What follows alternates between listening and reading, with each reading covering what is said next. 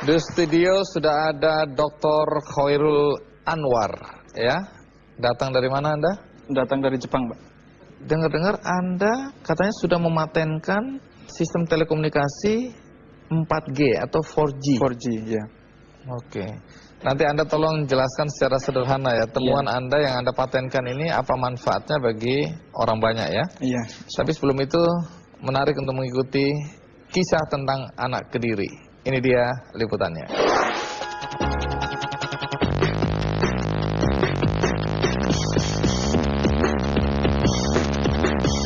Prestasi Dr. Khairul Anwar ini tidak bisa dianggap remeh. Dalam usianya yang ke-32, karirnya bersinar terang di negeri Sakura, Jepang. Yang membanggakan adalah ia telah berhasil mempatenkan hasil penelitiannya di Jepang, yaitu sistem telekomunikasi generasi keempat atau 4G. Penemuan pria asal Dusun Jabon, Desa Duet, Kecamatan Kunjang, Kabupaten Kediri ini tentu saja mencengangkan dunia telekomunikasi. Karena dia telah merombak sistem pakem telekomunikasi seluler selama ini menjadi lebih canggih. Walau berprestasi di Jepang, bapak 3 anak ini tidak ingin seterusnya bekerja di luar negeri. Dr. Khairul Anwar yang kini mengabdi sebagai asisten profesor di Japan Advanced Institute of Science and Technology ini, suatu saat ingin kembali ke Indonesia.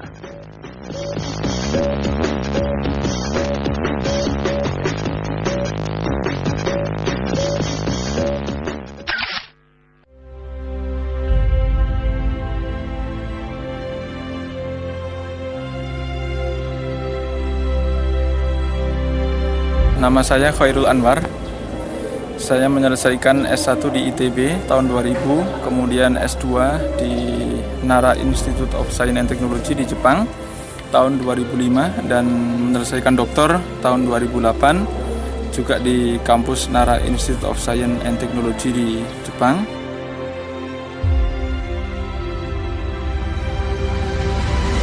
Sejak master sampai dengan menjadi asisten profesor di Jepang, totalnya saya bekerja berada di Jepang 14 tahun dan bekerja untuk pemerintah Jepang dari sejak 2004 ya, karena saya membantu oleh profesor saya dan menjadi teaching assistant di kampus. Bergabung dengan Telkom University pada September 2016 ya, totalnya berarti sekarang 11 bulan ya, hampir 12 bulan, hampir setahun lah di Telkom University. Dan sekarang diberikan amanah sebagai direktur dari Research Center for Advanced Wireless Technologies atau disingkat ADWITEC di Fakultas Teknik Elektro di Telkom University.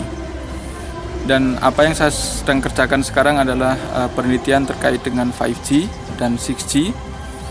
Untuk yang 5G, kita sekarang mengerjakan semua aspek dari 5G karena 5G itu terdiri atas 3 komponen. Yang pertama adalah komponen high speed, kemudian komponen kedua adalah latensi, dan komponen ketiga adalah massive connection. Dan kami menemukan satu multiple access baru untuk IoT yang merupakan aplikasi dari massive connection.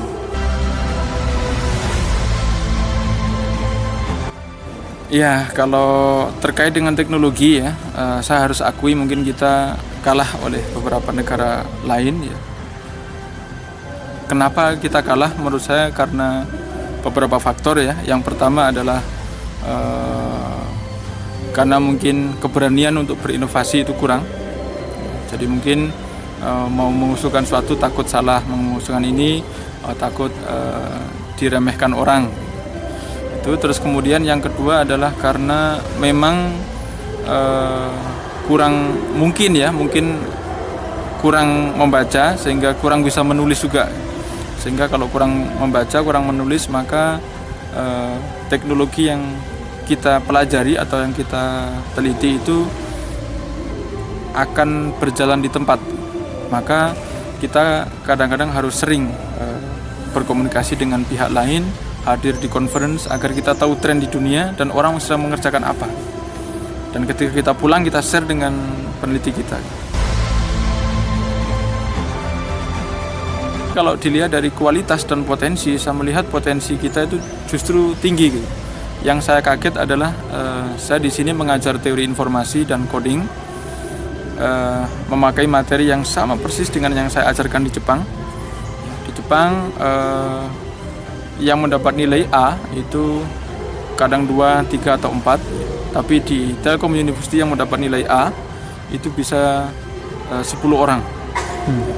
Terus kemudian yang mendapat nilai C itu kadang 1, kadang nggak ada di Telkom University. Tapi kalau di Jepang itu ternyata cukup banyak. Bahkan ada mahasiswa saya dari Afrika itu bilang, saya senang sekali dengan kuliah ini, meskipun saya dapat nilai C tapi saya banyak mendapat ilmu. Nah, sebenarnya kalau dilihat dari potensi kita itu sebenarnya jauh lebih tinggi daripada negara lain. Maksudnya nggak perlu minder, cuman yang kita perlukan adalah guru yang tepat, dosen yang tepat. Kalau dosennya tepat, mahasiswanya akan ngikut kepada dosen. Yang paling urgent adalah kemampuan menulis ya. Karena kita kalau nggak mampu menulis dengan baik, maka jurnal kita, tulisan kita akan susah tembus di luar negeri. Kalau susah tembus di luar negeri, orang luar negeri akan mengira bahwa kita nggak punya ide, padahal ide kita adalah banyak.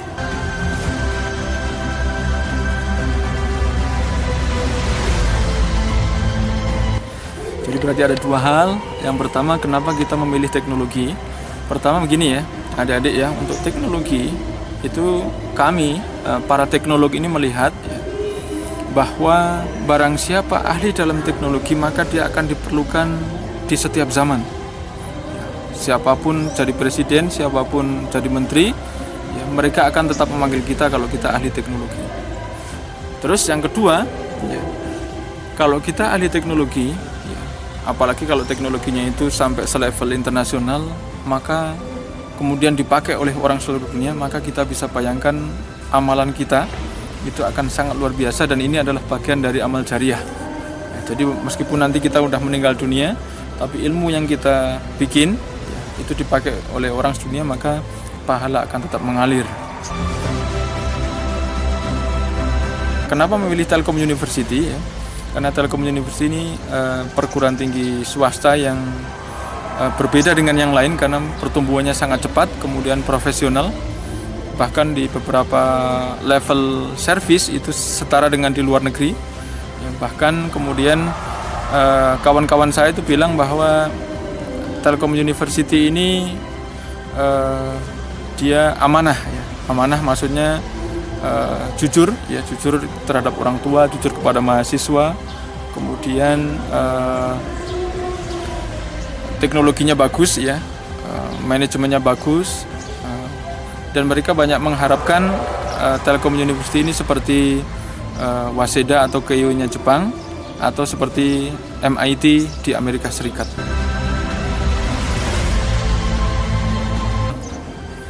Yang saya harapkan dari Telkom University pertama adalah menjaga ya, keprofesional yang sekarang dan bahkan meningkatkannya.